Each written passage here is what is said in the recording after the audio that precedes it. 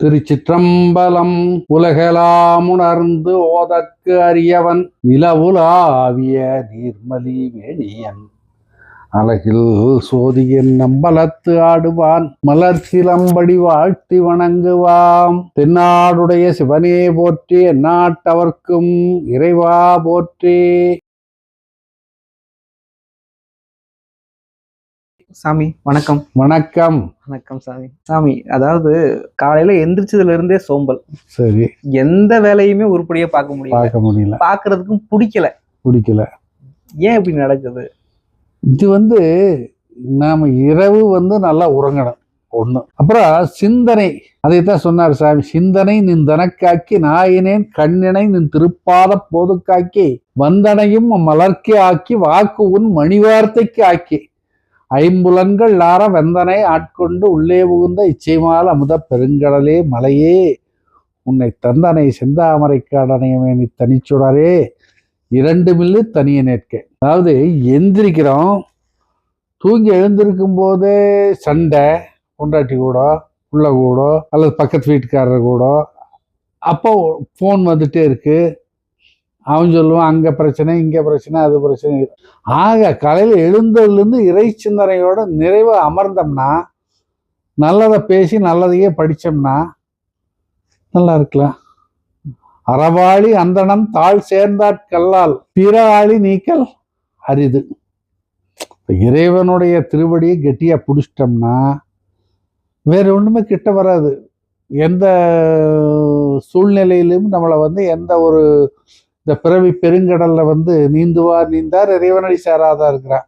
இந்த பிறவி பெருங்கடல்ல நீந்துற காரணத்தினால்தான் நாம இறைவனை பிடிக்க முடியாம கஷ்டப்படுறோம். அப்படி இல்லாம இருக்கணும்னா காலையில் எந்திரிச்சொன்னேன் அறவாளி அந்தணன் தாழ் சேர்ந்தாட்கெல்லாம் பிறவாளி நீத்தல் அரிது. இது சுலபமான ஒண்ணு. அப்போ நாம காலையிலிருந்து மதியம் வரைக்கும் சாயங்காலம் வரைக்கும் வெவ்வேறு சிந்தனைகள்ல ஓடிட்டே இருந்தோம்னா நம்மளுடைய நிலைப்பாடு மாறுது. இப்போ நம்ம எண்ணங்களை எப்படி சாமி சுத்தமா வச்சுக்கணும்? முதல்ல நம்ம எந்த மாதிரி சிந்தனைகள் நமக்குள்ள இருக்கணும், எது மாதிரி சிந்தனைகள் நமக்குள்ள இருக்கவே கூடாது? இப்போ எண்ணங்கள்னாலே நம்ம மனசுன்னு சொல்றோம். மனசு எங்க இருக்குது? இப்போ மருத்துவர்கிட்ட போறோம், ஒரு ஸ்கேன் பண்றோம், அந்த கருவியில் மனசு தெரியுமா? தெரியாது. நாம் சிந்திக்கிறோம்னு அதுக்கு தெரியுமா? தெரியாது. என்ன சிந்திக்கிறோம்னு தெரியுமா? தெரியாது. அதனால்தான் சொன்னார் வள்ளுவர், முகநக நட்பது நட்பன்று உள்ளத்து அகநக நட்பதே நட்பு. நட்புக்கு கூட அவர் சொன்னார். நீ பார்த்தோன்னா தம்பி வாங்க நல்லா இருக்கீங்களா, எப்படி இருக்கீங்க, ஏது உங்களை ஆளுனான்னு கட்டி பிடிச்சி ஒரு வரவேற்பு கொடுத்துட்டு சோப்பில் என்ன இருக்குதுன்னு உருவறதுக்கு பார்க்கறது ஒரு நட்பு.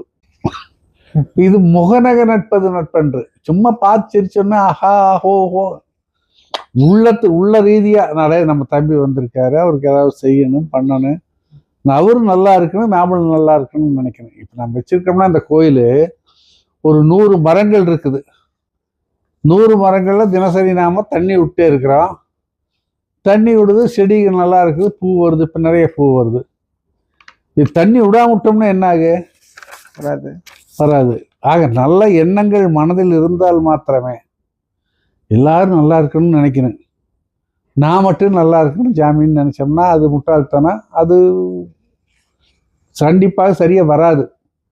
ஏன்னா நம் விதைச்சதை நாம் அறுவடை பண்றோம், அவ்வளவுதான், வேற ஒண்ணுமே இல்லை. பொய்மையும் வாய்மை இடத்தேனாரு யாரு? திருவள்ளுவர். பொய் சொன்னா கூட அது உண்மைக்காக அந்த பொய் சொல்லலாம், தப்பு இல்லைங்கிற. பொய்மையும் வாய்மை இடைத்தே புரை தீர்ந்த நன்மை பயக்குவேனேன். அந்த பொய்யினால ஒரு நன்மை பயக்கும்னு நினைச்சா தப்பு இல்லை. இப்போ ஒருத்தர் போறாரு, அவர் இங்கிருந்து நடந்து போய் அந்த பஸ் பிடிச்சி அவினாஷ் போகிறது கஷ்டம். சரி, அந்த நேரத்தில் நமக்கு வேற வேலை, அதோட பெரிய வேலை இருந்தாலும் வயசானவர் ஒருத்தர் நடந்து போறாரேன்னு அவர் நம்ம வண்டியில் உட்கார வச்சு கொண்டு போய் அங்கே அவினாஷியில் விட்டுட்டு நம்ம வேலைக்கு போகும்போது ஒரு சத்தம் போடுறாரு நம்ம முதலாளி, ஏன்டா இப்படி பண்ணேன் அப்படின்னு. அப்போ ஏதோ ஒரு பொய்யை சொல்லி, ஏன்னா அவருக்கு அது நன்மை பயக்குதுன்னு பெரியவருக்கு சொல்லி, சாமி அங்கே இதாச்சுங்க இதாச்சுங்க, வர வழியில் பஸ் நின்று போச்சு, இப்படி சொல்கிறோம். இதுதான் நடந்துட்டு இருக்கிறத தவிர வேற ஒன்றுமே இல்லை. மனத்துக்கண் மாசு இல்லைன்னு ஆதல் அனைத்தரன் ஆகுல நீர பெறா. மனத்துக்குள்ள வந்து குற்றமில்லாமல் இருந்தாலே போது, நீ இந்த உலகத்தில் நல்வழிக்கு வந்துடுவேன்னு சொல்கிறாரு. நிறைய ஓடுறோம், பொருள் சம்பாதிக்கிறதுக்காக ஓடுறோம். இந்த உலகமே வந்து பொருளியலுக்கு பின்னால் தான் ஓடிட்டு இருக்குது. எல்லாரும் பொருளுக்கு பின்னால் ஓடுறாங்க. அப்படி நாமளும் ஓடுறோம். அப்படி ஓடும்போது என்ன ஆகுது? எல்லா ஆளாலும் வரும். இங்கேருந்து கோயம்புத்தூர் போனோம்னா நல்ல ரோட்டில் போனோம்னா ஒரு 3 லிட்டர் 4 லிட்டர் பெட்ரோல் பிடிக்குதுன்னா, குறுக்கு வழியில் போனால் ஒரு 3 லிட்டர் பெட்ரோல் பிடிக்குதுன்னு போனோம்னா அந்த வண்டி பஞ்சர் ஆகி போயிடும். அங்கே சில இடர்பாடுகள் வரும், ரோடு அடைச்சி போயிடும். ஆக நல்லதை நினச்சா நல்லது கிடைக்கும். எப்பவுமே கெட்டதுக்கு போகாமல் நல்லதையே எண்ணுங்கள், நல்லதே நடக்கும். இறைவனை வேண்டுங்கள். அதான் இறைவனை எந்த நேரமும் நமச்சிவாய வாழ்க, நாதன் தாழ்வாழ்க, இமை பொழுதும் நெஞ்சில் நீங்காதான் தாழ்வாழ்க. இறையுணர்வு வேணும்.